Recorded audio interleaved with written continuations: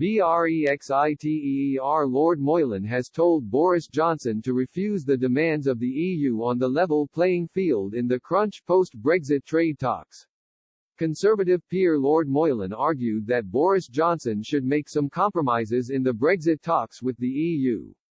During an interview with Express.co.uk, he claimed compromises would be beneficial for the UK in some areas such as fishing. However, he insisted that the Prime Minister should not concede on the level playing field. He noted this was how the EU was able to keep surrounding nations under their control, and he warned the UK would never be independent. Lord Moylan said, "Well, the fishing issue is inherently subject to compromise.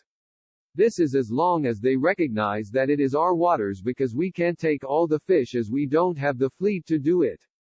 A transition period of some sort, be it over 3 years or the European Union might say 10 years. Some sort of transition period in exchange for a trade deal or as part of a trade deal makes sense." Lord Moylan warned of the dangers of Boris Johnson compromising on other contentious issues in the Brexit trade deal talks. He said, "The real compromise that he must not make is to do with the governance of the level playing field.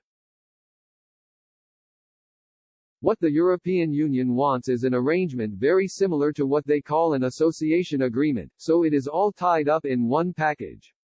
So if we stray on one thing, they can hit us in this part of the woods and then they can hit us over there in the other part of the woods on something else.